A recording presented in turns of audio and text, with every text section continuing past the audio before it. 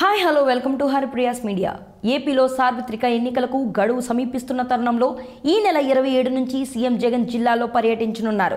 ఈ నెల 27 నుంచి రా కదిలిరా రెండో షెడ్యూల్ రెడీ చేస్తున్నారు టీడీపీ అధ్యక్షుడు చంద్రబాబు. నెలాఖరులో క్షేత్రస్థాయి పర్యటనలు చేయనున్నారు జనసేన అధ్యక్షుడు పవన్ కళ్యాణ్. ఆంధ్రప్రదేశ్లో సార్వత్రిక ఎన్నికలకు గడువు సమీపిస్తున్న తరుణంలో ప్రధాన పార్టీల నేతలంతా పర్యటనల షెడ్యూల్ను ఫిక్స్ చేసుకుంటున్నారు. వై నాట్ 175 అని టార్గెట్ పెట్టుకున్న ముఖ్యమంత్రి జగన్మోహన్ రెడ్డి దానికి తగ్గట్టుగానే ప్రణాళికలు రచిస్తూ ముందుకు వెళ్తున్నారు. ఇప్పటికే గత నెల రోజులుగా నియోజకవర్గాల వారీగా ఇన్ఛార్జీల మార్పులపై దృష్టి పెట్టారు. త్వరలో చివరి విడత జాబితా విడుదలపై కసరత్తు చేస్తున్నారు. మిగిలిన స్థానాల్లో కూడా ఇన్ఛార్జీల మార్పులు చేర్పులను ఈ నెల 27 నాటికి పూర్తి చేయాలని జగన్ భావిస్తున్నారు.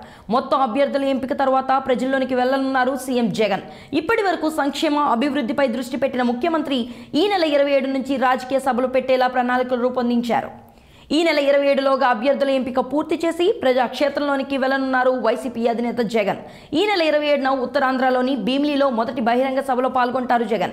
మొత్తం 26 జిల్లాలకు కలిపి 5 చోట్ల బహిరంగ సభలు ఏర్పాటు చేస్తున్నారు.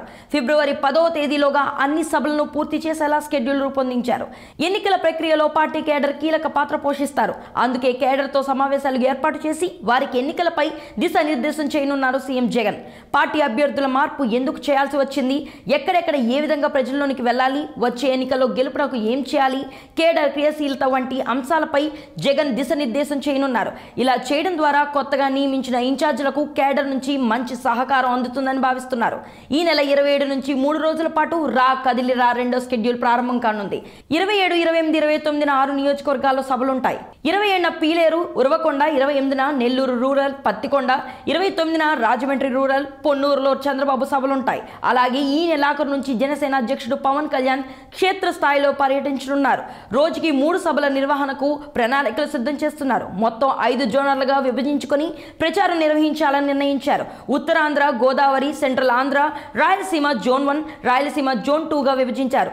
ఎన్నికల కార్యక్రమాల కోసం 191 మందితో కమిటీలు ఏర్పాటు చేశారు. ప్రతిరోజు 3 చొప్పున సభలలో పాల్గొంటారు పవన్. మార్చి నెలాఖరులోగా రాష్ట్రంలోని అన్ని నియోజకవర్గాల్లో పర్యటించేలా ప్రణాళికలు రూపొందించారు. అటు AP PCC chief YS Sharmila ఇప్పటికే క్షేత్రస్థాయి పర్యటనలకు శ్రీకారం చుట్టారు. వైఎస్ షర్మిల చేపట్టిన జిల్లాల పర్యటన ఈ నెల 23 నుంచి శ్రీకాకుళం జిల్లా ఇచ్చాపురంలో ప్రారంభమై ఈ నెల 31న కడప జిల్లాలో ముగుస్తుంది. తొలి రోజున శ్రీకాకుళం, పార్వతీపురం, మాన్యం, విజయనగరం జిల్లాల్లో షర్మిల పర్యటించారు.